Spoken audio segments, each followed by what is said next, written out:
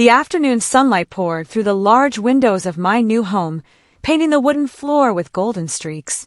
Life had been moving so quickly that I often felt like a guest in my own world.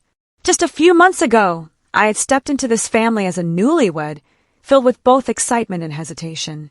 My husband, Adil, was gentle and caring, but he was also extremely busy. His work demanded most of his time, and often I found myself spending long hours with his family, his mother, his father, and his younger sister. At first, I felt nervous, wondering whether I would ever truly belong in their home, but soon I realized that his family had its own warmth and rhythm. Yet, there was one person whose presence changed everything for me, my father-in-law, Salman. He was not like the stern and distant father figures I had seen in others' families. He had a calm wisdom about him, mixed with a humor that instantly put anyone at ease. Whenever he entered the room, conversations shifted, laughter rose, and an unspoken sense of security surrounded everyone. I noticed early on that he treated me with unusual respect. While many in-laws often expected the daughter-in-law to silently adjust, Salman often spoke up for me. If my mother-in-law, Safia, asked me to cook a dish I had never tried before, he would smile and say, "Let her take her time. She's new here." We all had our first attempts once. It wasn't favoritism, it was kindness. But kindness has a way of softening hearts, and mine was no exception. I began to spend more time around him, not intentionally at first, but gradually I found comfort in his conversations. He would share stories of his youth, tales of his struggles when he first started working, and lessons about resilience. Every story carried meaning, and somehow they always left me inspired. It was a rainy evening when things shifted. Adil had gone out of town for a business trip, and my mother-in-law was visiting her sister. The house felt unusually quiet. Salman was in the living room, reading, while I was arranging some books on the shelf. At one point, I lost balance on the stool while trying to reach the upper rack. Before I could fall, Salman rushed and caught my hand, steadying me. His grip was firm, protective. For a moment, I froze. My heart thumped loudly in my chest, not from fear but from the startling nearness of him. He gently helped me down, his eyes full of concern. "Careful," he said softly. "You don't have to do everything in one day. Some things can wait." That was all. Just a simple, caring statement. But inside me, something stirred. I don't know why my eyes lingered on him longer than they should have. Maybe it was the warmth in his gaze, or maybe it was the loneliness I had been carrying in Adil's absence. Whatever it was, that single moment created a storm inside me. From that day forward, I found myself noticing Salman more than before. His words echoed in my mind, his laughter filled the spaces of my heart that felt empty, and his quiet presence gave me strength. We never crossed any forbidden boundaries, but our connection deepened through unspoken gestures.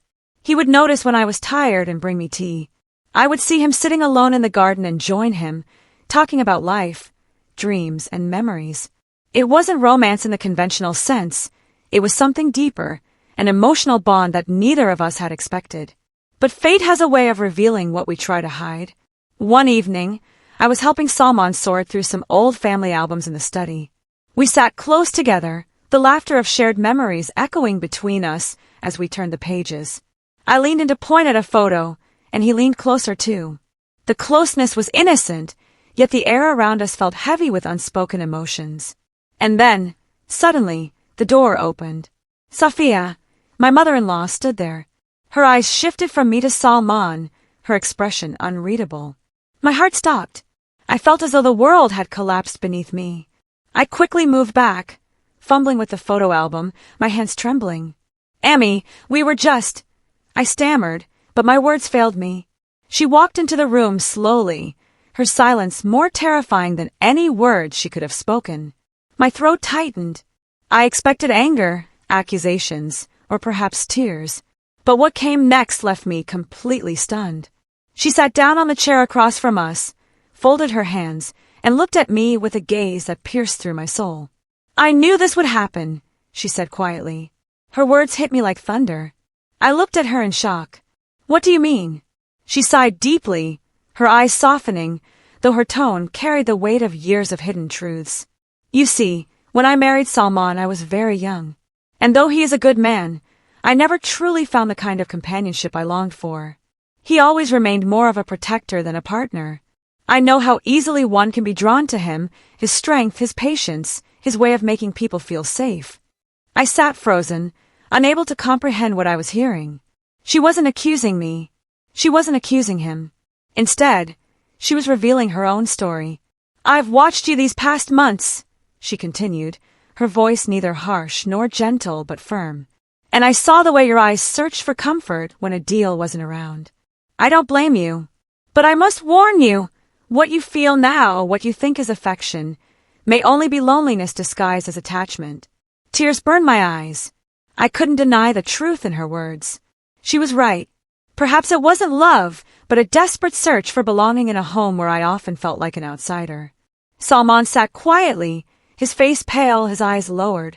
For the first time, he looked fragile, as if Safia's words had stripped him of the strength I always saw in him. She stood and placed a hand on my shoulder. Her touch was unexpectedly gentle. "You're part of this family now," she said softly. "And families are built on boundaries. Respect those, and you will find real happiness. Cross them, and everything will shatter." With that, she walked out of the room, leaving behind an ocean of silence. I turned to Salman, my heart breaking. He looked at me for a long moment before finally speaking. "She's right," he whispered. "Whatever this is between us, it cannot continue." My chest tightened, tears rolling down my cheeks. But what do I do with these feelings? He shook his head, his own eyes glistening. "You cherish the kindness, the bond, but you let it go before it destroys what matters most." The days that followed were heavy. I avoided the study, avoided those long conversations in the garden, and focused instead on rebuilding my relationship with Adil. It wasn't easy, but I realized that what I had been searching for in Salman was something I could also nurture with my husband, if only I tried. Slowly, I began opening up to Adil, sharing my fears and loneliness. To my surprise, he listened, really listened. For the first time, I felt like he saw me, not just as his wife, but as someone whose heart longed for connection. Salman and I remained respectful. Our bond didn't vanish, but it transformed. It became something silent, something unspoken, a reminder of how fragile human emotions can be and how important it is to choose the right path before it's too late. Safia, in her wisdom, never mentioned that evening again. But her shocking words remained carved in my heart, guiding me toward the truth I had nearly lost sight of. Be grateful.